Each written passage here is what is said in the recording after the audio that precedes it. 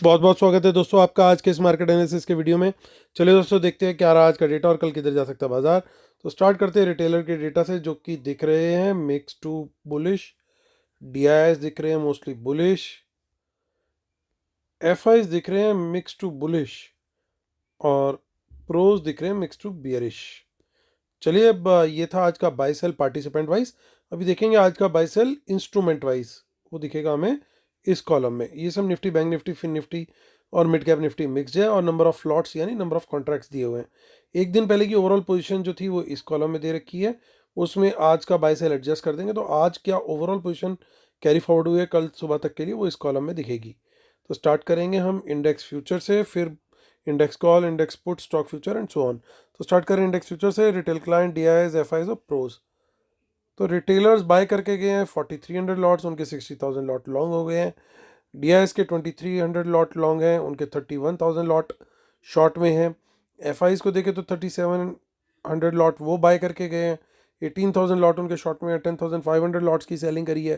Pros ने उनके 9600 lot short में है। इंडेक्स कॉल का डेटा देखें तो 2 लाख लॉट्स की बाइंग करके गए हैं रिटेलर्स और 4,61,000 लॉट उनके ओवरऑल लॉन्ग में। एफआईज भी बाइंग करके गए हैं सरप्राइजिंगली, 60,000 लॉट्स उनके बाई में आए हैं, 80,000 लॉट्स ओवरऑल लॉन्ग है। 2,60,000 लॉट्स की सेलिंग करी है प्रोज ने, उनके 5,42,000 लॉट्स लगभग सेल में है ओवरऑल। इंडेक्स पुट का डेटा देखें तो हमारे Babbar share 39,000 lot put buy करके गए हैं, 3,09,000 लॉट की सेलिंग उनकी ओवरऑल नेट है। डीआईएस को देखिए तो डीआईएस ने 1,000 लॉट की सेलिंग करी है, उनके 61,000 लॉट पुट लॉन्ग है। एफआईज पुट भी बाय करके गए हैं, 8,300 लॉट्स उनके अभी ओवरऑल 1,92,000 लॉट पुट लॉन्ग है। 46,000 लॉट पुट सेल करी है प्रोज ने, 46,000 और अब उनके 55,000 लॉट पुट लॉन्ग में है। स्टॉक फ्यूचर्स को देखें तो स्टॉक फ्यूचर्स हमारे जो है 9,000 लॉट्स बाय करके गए हैं और 2,29,000 लॉट उनके ओवरऑल लॉन्ग में। स्टॉक कॉल्स का डेटा और पुट का डेटा जो है वो भी रिटेलर बुलिश गए हैं और स्मार्ट मनी वहाँ पे बियरिश गई है। चलिए चलते हैं, अब देखते हैं कैश मार्केट का डेटा क्या कह रहा है और देखते हैं आगे। डीआईएस 214 करोड़ की बाइंग करके गए हैं और वहीं एफआईज लगातार सेलिंग कंटिन्यू करके बैठे हैं। 3,100 करोड़ से ऊपर की सेलिंग करी है उन्होंने, यानी रिटेलर्स ने कैश मार्केट में अच्छी बाइंग करी है। सो अब चलते हैं हम निफ्टी की ऑप्शन चेन देख लेते हैं जिसकी एक्सपायरी है परसों यानी 25 जनवरी को। 21,238 पे मार्केट क्लोज हुआ है। तो दोस्तों जैसे हमारा व्यू था मार्केट को लेकर के कि अगर बाजार 21,700 के ऊपर सस्टेन करेगा तभी बुलिश है, और अगर उसके वहाँ से कोई रिजेक्शन आती है, ख़ासतौर से हमने 4 बैंक्स को वॉच करने के लिए बोला था, HDFC, ICICI और आपका इंडसइंड और एक बैंक और बोला था शायद कोटक। तो ये 3 बैंक जो थे पहले, उन तीनों में तो बहुत तगड़ी पिटाई यू कैन से कि स्टार्टिंग से ही शुरू हो गई। ICICI ने शुरू में थोड़ी सी स्ट्रेंथ दिखाने की कोशिश करी, लेकिन सबसे पहले वीक पड़ा HDFC बैंक। वो मैंने टेलीग्राम पे भी बहुत जल्दी पहले 15-20 मिनट में ही अपडेट कर दिया था कि HDFC बैंक जो है वो उसने लो हिट करने शुरू कर दिए हैं और वहाँ से सपोर्ट अब नहीं आ रही है, तो वो बैंक निफ्टी को कमज़ोर कर रहा था।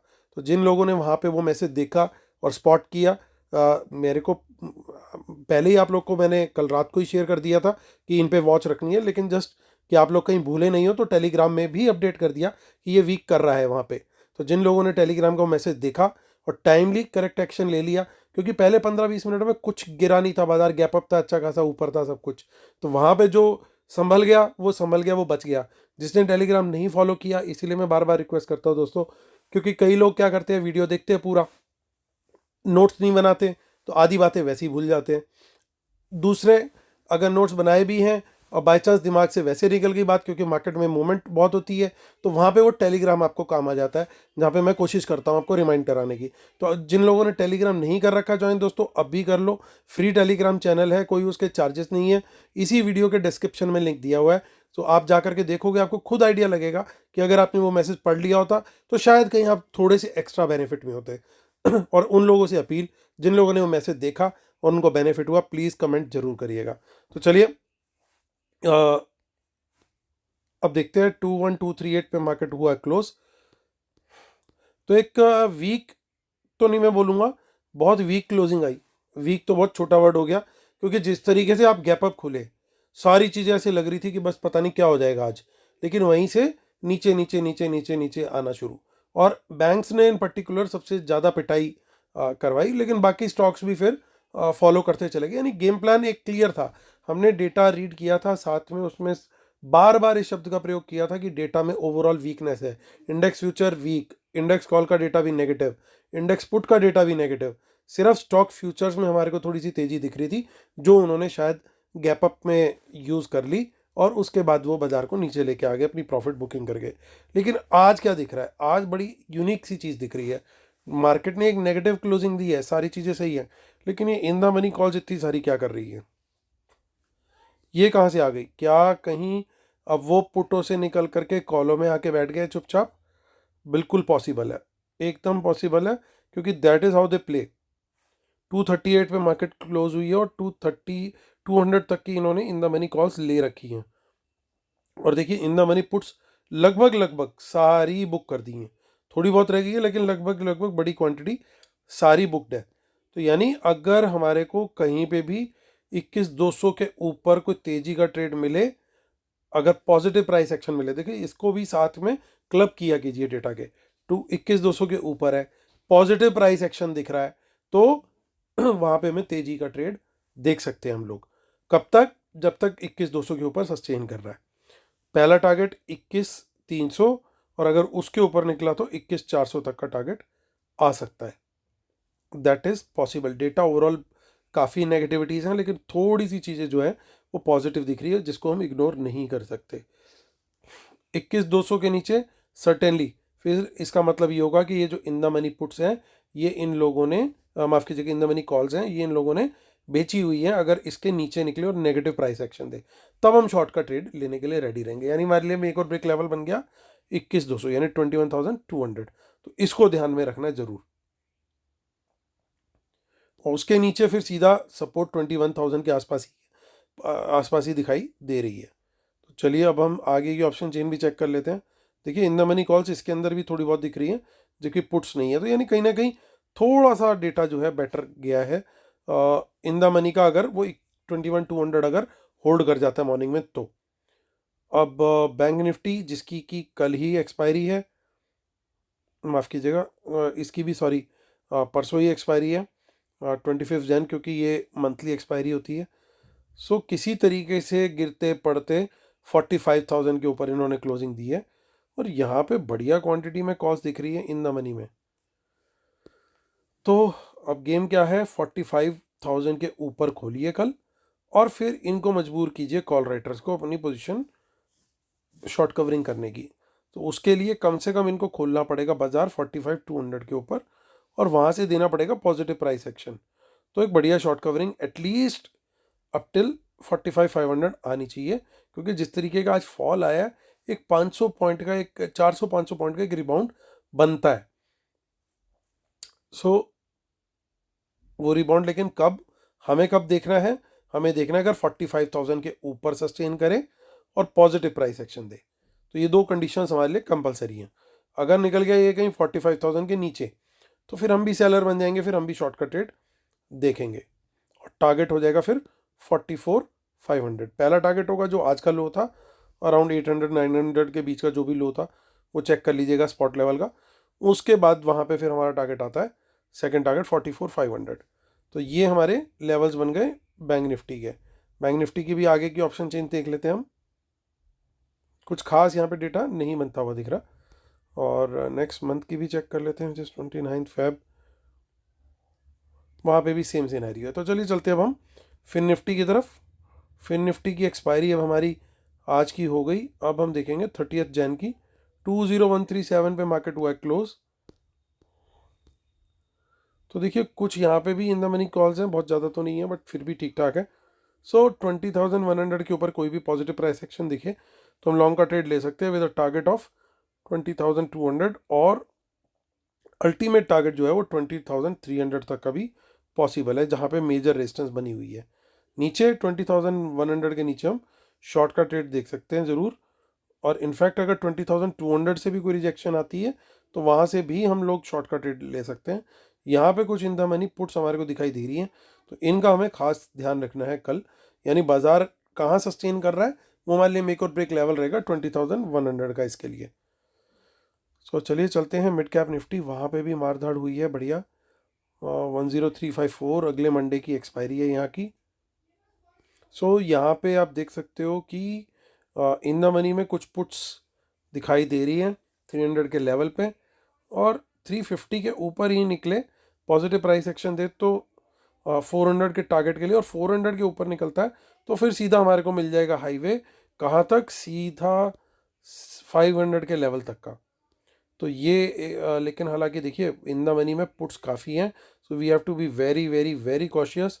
350 के नीचे कहीं पे भी रहता है, पहला टारगेट रहेगा 300 तक का, और 300 के नीचे फिर हाईवे ओपन हो जाएगा कहाँ तक का, और वो ओपन होगा सीधा 200 तक का। तो चलिए चलते हैं अब हम शीट पर और बात करेंगे कंक्लूजन की, और चीज़ों को डिकोड करके देखेंगे। उससे पहले डिस्क्लेमर रूल्स पढ़ लीजिएगा, इसके बिना हम अपने सेटअप को कंप्लीट नहीं मानते। और जो लोग लाइव एनालिसिस और ट्रेड्स लेना चाहते हैं, वीडियो के डिस्क्रिप्शन में डिटेल दे रखी है।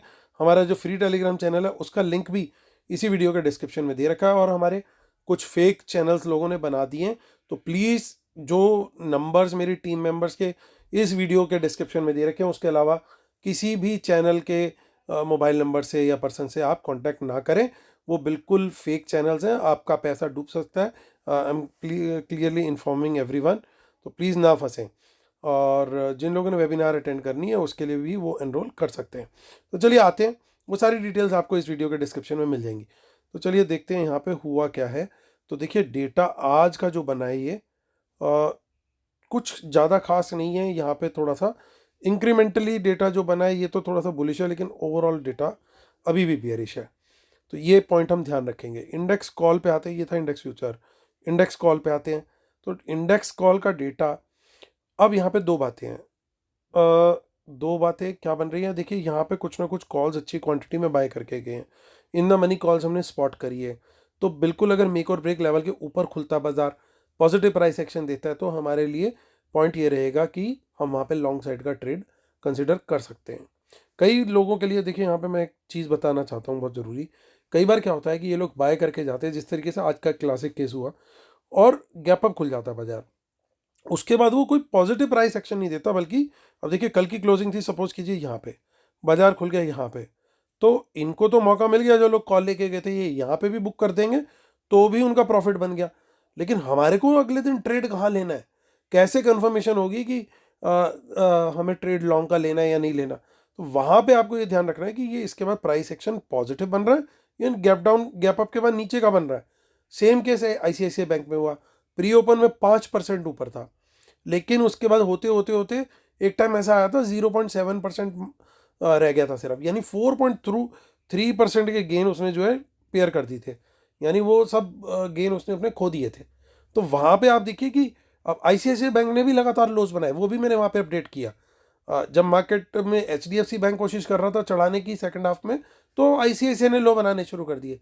यानी बड़े सिस्टमेटिक तरीके से बाजार को गिराया जा रहा था कि अगर कोई एक पर्टिकुलर बैंक में बाइंग आ रही है और वो ऊपर ले जाने की कोशिश कर रहा है बाजार को, तो दूसरे बैंक को जिसके रिजल्ट इतने अच्छे से, जो बेचारा ये बोल रहा है कि भाई मेरी क्या गलती है, रिजल्ट तुम्हें HDFC के नहीं पसंद है, मेरे तो रिजल्ट अच्छे थे, मुझे तो ऊपर जाने, तो उस बेचारे ने भी लो बनाता रहा, वो भी 2:30-3 बजे के आसपास तक लो बनाए हैं ICICI बैंक ने। तो वो चीज़ें हमें चेक करनी जरूरी होती है कि खोलने के बाद बाजार जा किधर रहा है। अगर ये गैप अप खुले में नीचे आ रहा है, इसका मतलब बड़ा क्लियर है कि वहाँ पे प्रॉफिट बुकिंग देखने को मिल रही है।